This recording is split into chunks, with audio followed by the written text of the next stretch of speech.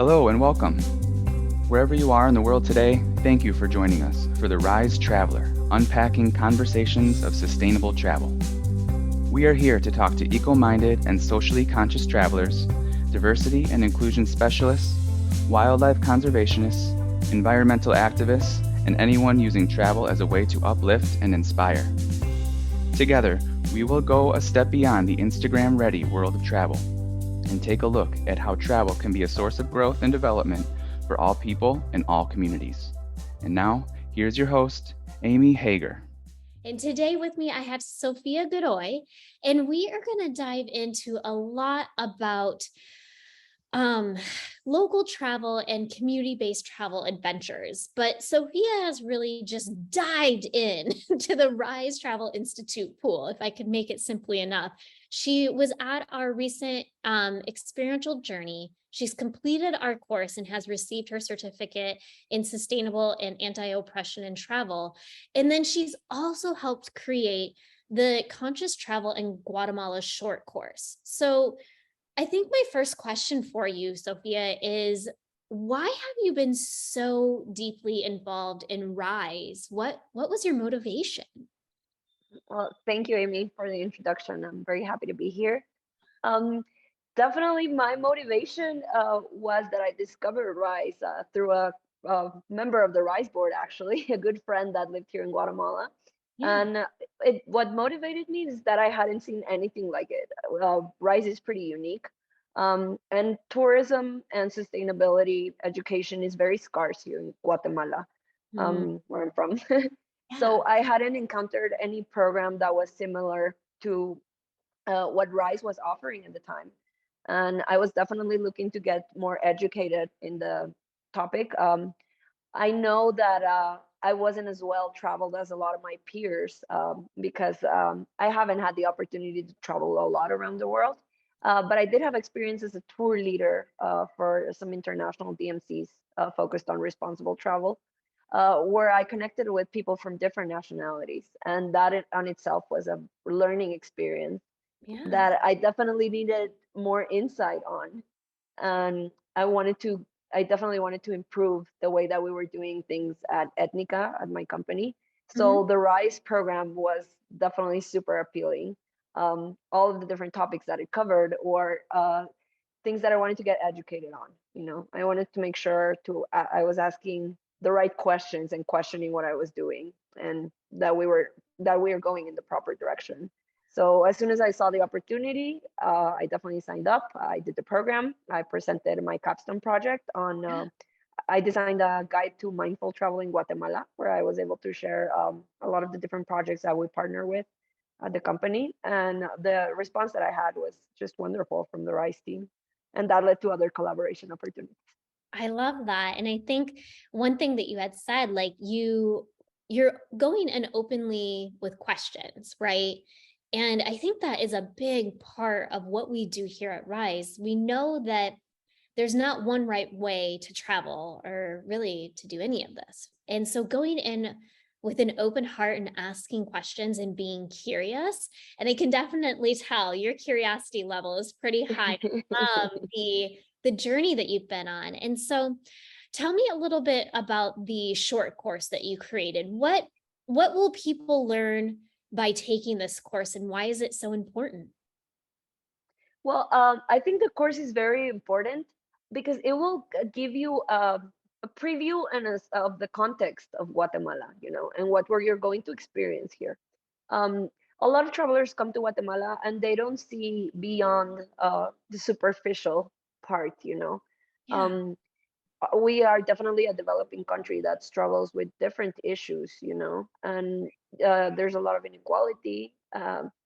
And still the resilience that people have locally when they welcome travelers. It's such a tourist friendly place that Mhm. it's sometimes it's difficult to understand.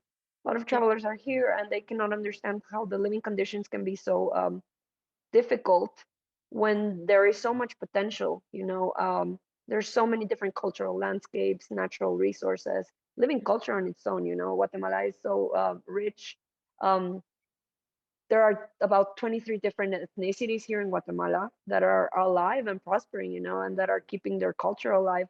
But a lot of the travelers don't even bother to question the practices that are perpetuating this social injustice, and they Mm, become a part of it because a lot of big tour operators or even like local, sorry, not local, but travel guides, like for example, travel books, they will encourage some practices that contribute to this oppression, like yeah. haggling in the markets, for example, or not paying for handmade pieces that will take months to make to women weavers, who Yeah. are also a part of the most vulnerable population. So for us, creating the course was definitely an opportunity to not overwhelm the people that were taking it, but to Right. give them, yeah, we don't want to scare anybody off, but we want to not sugarcoat things, like share why Guatemala is the way that it is, and what you can do as a traveler to support the people in the country Mm, to have actually tourism transform their lives. yeah. Which is such a big piece of what we're wanting to help people uncover here at Rise. And so you mentioned the not haggling at the markets and realizing that the goods that you're purchasing sometimes takes months for someone to Of course, yeah. create. What is maybe one other example of something that's kind of frequent that someone should be aware of when they travel to Guatemala? Well, definitely, poverty is it's very visible here, So you will find a lot of children and women that are asking for money in the streets, Mhm. and a lot of travelers will give out money, and there's definitely more than meets the eye, because a lot of these children and these women are part of human trafficking networks, Got it. and this goes on due to corruption and due to the lack of attention to these problematics from our authorities, So Mhm. that's something that travelers often do not question, and you cannot blame them. You're only human, and you cannot avoid feeling touched by these people when you see them like that, when you're coming out of a very nice restaurant, And Mhm. it's something really, really common that travelers are not removed from, Yeah. Um, these people are unfortunately are placed where tourists are, because tourists are an easy target for these groups. Um, so definitely this is something that we mentioned in the course. You have to be aware of where this is coming from, and all of these problematics are coming from Guatemala having a civil war that lasted more than 36 years, and Right. it didn't end it until 1996, which is actually kind of recent, and Yeah. we're still facing those severe consequences of the war. We're seeing in corruption that is affecting the livelihood of people in general, and it's also affecting the tourism industry, so we definitely want to give travelers in this course an idea of why things are the way they are here, and Yeah. how much this heavy history and this very dark period of colonization, genocide, and violence has affected this country. But people are so resilient, and all of these acts, all of these community-based experiences on its own, they're also an act of resistance, Mhm. That makes a lot of sense. And so then when you're talking about community-based experiences, I know that's a big piece of your company and what you're all about. So tell me a little bit more about the organization that you've co-founded. Absolutely. Well, I'm the co-founder and I'm the chief operations officer for Etnica. We are a responsible travel company that is focused on community-based and cultural experiences. So what we do is that we partner with locally based initiatives and projects. These projects are usually run by women, by local guides, even by young students that are focused on sharing the way of life of their communities, their traditions, their identity, and their history.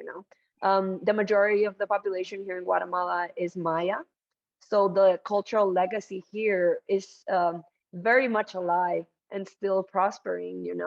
All of the people that are belong to these projects are involved in taking care of, well, their cultural identities and their traditions, but also of their community itself. The natural resources as well. They're fighting also against climate change. They're resisting corruption Mhm. and racism. Mm. So definitely we wanted to give more visibility to these projects. We're not going to take credit absolutely for any of them because these wonderful ideas have already been organized and established by local leaders. So Yeah. what we do at Etnica is that we map out these different projects and we are the platform to connect them to the world, and to Mhm. connect them to travelers that come here, We definitely offer different services as well, that make travel more seamless for our customers. So we take care of the transportation, we take care of the accommodation. We sometimes organize meals as well, but we definitely do vet our suppliers and our partners to make sure that they're following the same values and ideas that we are following as a company. Um, so definitely one of our main goals is activating local economy. Mm, Guatemala has a very, very large rate of irregular migration to the United States, which continues to grow, especially after the pandemic. yeah. And tourism can definitely be a way to tackle this, you know. Yeah. However, how do you make it something that's sustainable? How do you convince the local people that tourism will transform their lives? So before the pandemic, we definitely saw a big impact. But when COVID hit and tourism ceased completely in Guatemala, we noticed that it was really not leaving anything for the local people. As soon as tourism stopped, their source of income stopped, you know, and Right. then you get other problematics, like malnutrition, you know, hunger. Yeah. And those are very much alive issues here in Guatemala, you Yeah. know. So as a company, we want to be as transparent as possible for travelers to see where their money is going and how Mm. they are collaborating to changing and supporting these people. And So so we're very fortunate. We have a very large network of partners, over 400 at a national that's what I level was that gonna ask. belong Yeah. It's that like, how belong many to, partners do you have? I'm gonna say over 400, Wow. because yeah, I mean, we started initially with a goal. Well, Pablo, my partner, when he started the company, his initial goal was to support artisans, you know. Yep. But artisan work is so tied to tourism here because people come here to Guatemala to visit markets, you know, to discover the amazing textiles that are so intricately made and all the different crafts. So it's very difficult to separate that from tourism, but we definitely wanted to make it better, you know. So when we started with the goal of just supporting artisans, Yeah. um, then we started getting people that were reaching out because they wanted to come to learn how to backstrap weave or how to do ceramics, and that led to one thing or another. And my experience in tourism also allowed us to design different experiences where we started to connect ecotourism, you know, and homestays and different things. And before we knew it, we were operating pretty much the entire country. Yeah. That's awesome. So we're yeah, we're a registered tour operator. We're certified in quality and sustainability by the Guatemalan Institute of Tourism. And we are very passionate about Guatemala Yeah. and about the people that we work with. The majority of the partners that we have are women and Mm, young community guides that are definitely doing amazing things for their communities. yeah. Well, and I think what I love is you're really just bringing everybody together, and it may just be this small one person who's creating something, or who is taking people through volcanoes, and you're bringing them together to, one, gain more exposure, but two, I'm sure the connections that you've made with some of the individuals within the different communities all over is absolutely much larger than you could ever imagine. And so you started this company, you said, in 2016. You've survived the pandemic. And what is an important focus for you right now? Our focus is to keep bringing as much travelers as we want, obviously respecting the charge capacity of our partners, you know. But we definitely need this. Guatemala is facing a very difficult period right now with the current authorities that we have. There is a lot of corruption. The infrastructure has been neglected considerably, and that is affecting the connectivity to a lot of the rural communities. And that is not only affecting the local community; it's also affecting the traveler experience. So Yeah. our main goal is to keep supporting these projects. You know, the amount of groups that we receive, we definitely wanted to increase. Although travel has resumed, we haven't reached the pre-COVID levels. So Yeah. hopefully this year will be an opportunity for us to do that once again and to bring more groups that will be able to support these projects, you know, for them to get out there and overcome these barriers of connectivity and visibility in the end. So then tell me a little bit more about your background. How did you get to this point within your journey? I studied hospitality management in college here in Guatemala City. And then I got my first job when I graduated at a tour operator. Okay. It was very high end, it was focused on like luxury travel. Okay. Yeah. But I was working in operations, and I was able to learn a lot about the different community projects that were just starting. I had an idea of what community-based tourism was from my studies in college. And I really liked it, like even more than hospitality, even though I had worked in hospitality for a really long time, this definitely shifted my focus towards tourism, Yeah. and community and responsible tourism. So my first job was fantastic for me, learning the ropes on how operations worked at a tour operator. And then I had the opportunity of doing a master's in Spain. I went to Girona in Catalonia, Yeah. and I did a master's in cultural tourism. I was very excited. I learned so much, because like I mentioned earlier, there's not a lot of tourism formation here in Guatemala, not even in the private universities. Okay. So for me, this was definitely an eye-opening experience, especially focused on cultural tourism. Coming from a place where there's so much culture made me value even more where I was coming from and how much potential there was here in Guatemala. So as soon as I came back, my partner Pablo was already, starting Etnica, and he invited me to be a part of it.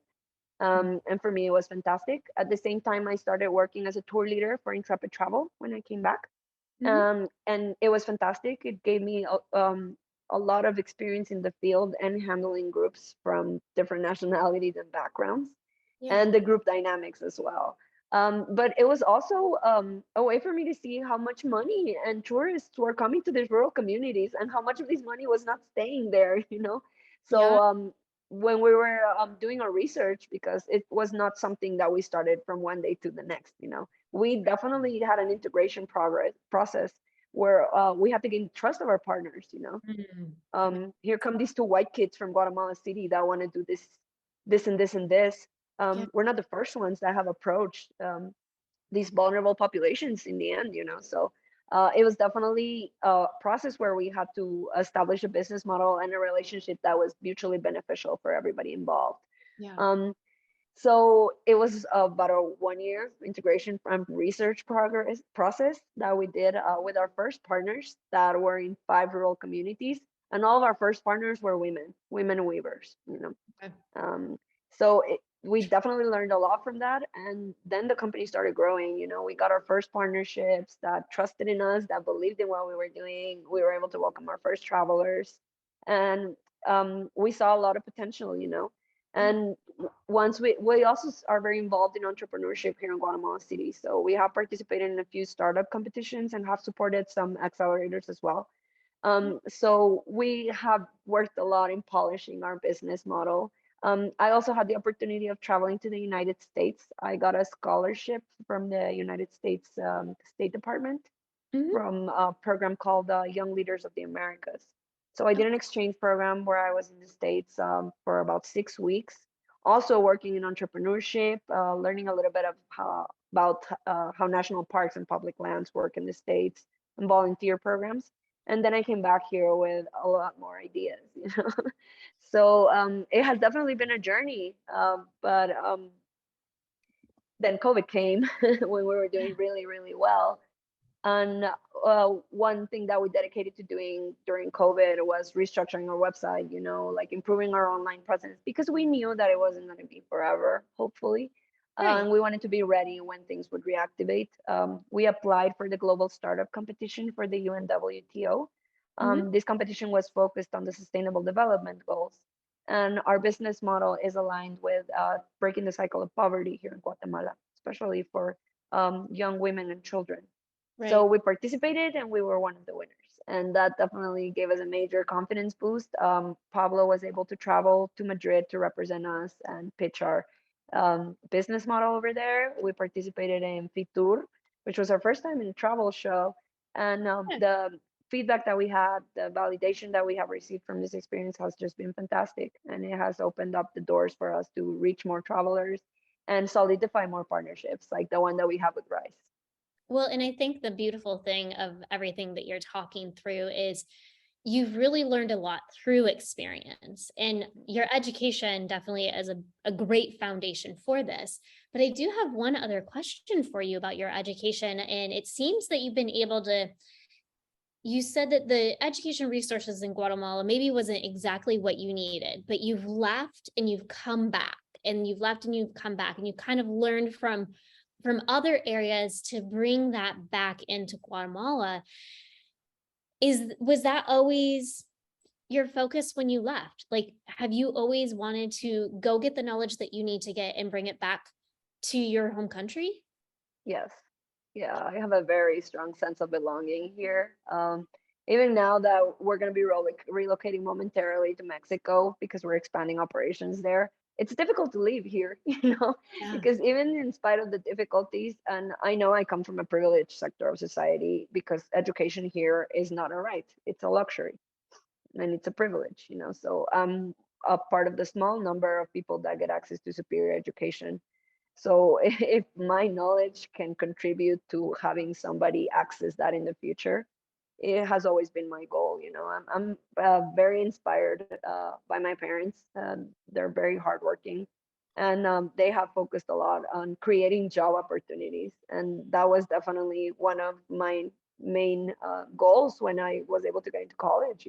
I studied it's business administration, and it focused on hospitality.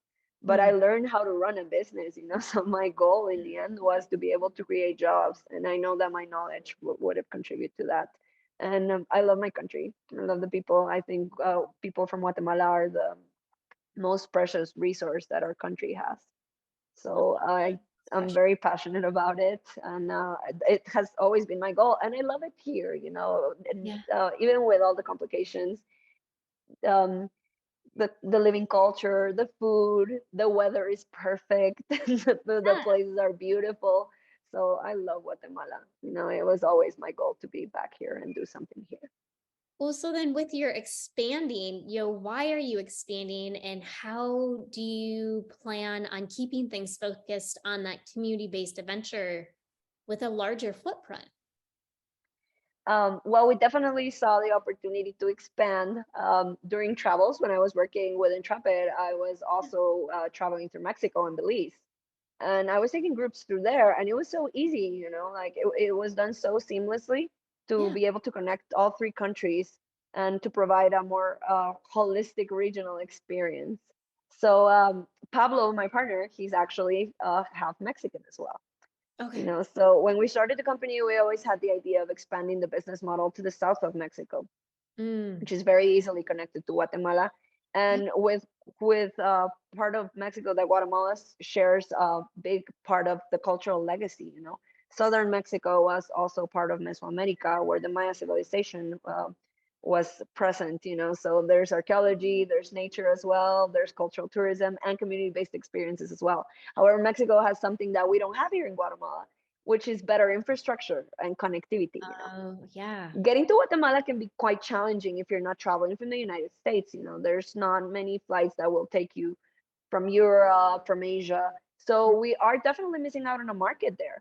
So we're seeing this as an opportunity to acquire more different markets, to connect to different markets because of the better infrastructure that Mexico has, and to be able to redirect that flow of travel here to Guatemala. It also allows us to learn more, because Mexico also has amazing community-based projects that are Mm. similar to the ones that are here. Even though Mexico is way larger, we do share a lot of similarities, and issues as well. So we do see a huge potential for that. Where we are going to be relocating in the south of Mexico, there's a huge project that is coming in right now that is currently in development, which is the Maya train. That is definitely going to affect the amount of travelers that come to Mexico. Is going to boom immediately. And Guatemala can take advantage of that. We definitely don't want to be left behind. Mm. And we have the opportunity of going there, connecting and start creating a new exciting product that will be able to provide an experience to travelers where they'll be able to experience these type of adventures in both countries. So we're very excited about that. A lot of the projects in Mexico are already organized, and Got it. they're functioning fantastically. So we're very excited to create that connectivity, because we know that what we learn from there, we're going to be able to bring it here as well, and vice versa, and make the experience even more rich.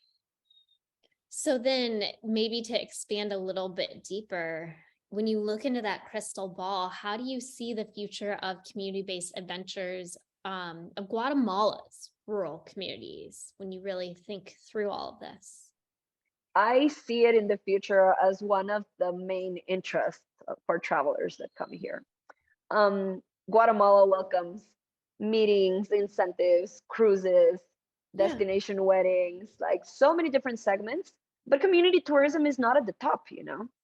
Yeah. However, these experiences are getting more and more exposure due to social media and due to companies like us. Yeah. So I definitely see it more and more big in the future, because we are seeing that travelers are now more interested in knowing where their money is going, and they're more interested in having a more meaningful experience where they can actually foster a connection with a person from here than just traveling fast and not paying that much attention to what's going on around. I see a lot of potential, and I see a lot of cool projects that are coming up. Even with every issue that arises, Yeah. a wonderful initiative that can tackle it is rising at the same time. There's so much talent here. So I can definitely see Guatemala positioning itself as one of the go-to destinations for travelers that are looking for community tourism. So the last question that I have for you, you've really been on an amazing journey, and I love that you're taking what you're learning, you're bringing it back. You're really you're really a community builder at heart, and it's so strong in everything that you've been doing. So I'm curious, what legacy do you want to be? Let me say that again. What legacy do you want to leave behind in this life? Oh, well, hmm.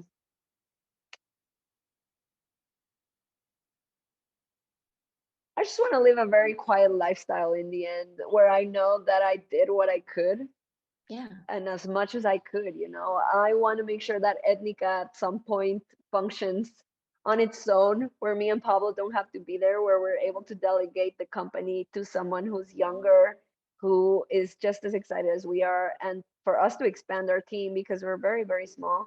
I want to be able to make sure that I was able to create jobs, and support people and letting them know, and activating the same passion that we have for travel in them. And I Mhm. definitely want to see my country transform, even at a small scale. My legacy is just being happy that I did my part. Well, I definitely think you're already seeing things transform in your communities with your company and with the work that you're doing. So, if anything, I feel like you're on a beautiful path. And thank you so much for sharing your story with us today.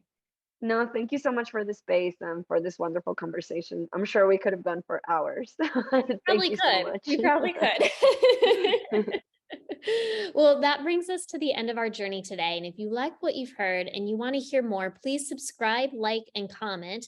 You can follow us at Rise Travel Institute on Facebook and Instagram, or on Twitter at Be the Rise Traveler. And here at the Rise Travel Institute, we believe travel is a powerful tool for positive, transformative change. So if you're a college student planning on a study abroad trip, or a young professional thinking about a gap year, or really anyone interested in wanting to travel the world in a more sustainable way, we do encourage you to head to risetravelinstitute.org for more information on our educational courses. We'll be back soon with another episode, but until then, keep roaming, keep learning, and continue to be a Rise Traveler. Bye-bye. This podcast is an extension of the Rise Travel Institute, a 501c3 nonprofit committed to empowering young travelers through educational programs, research, study tours, and scholarships. Visit risetravelinstitute.org to learn more.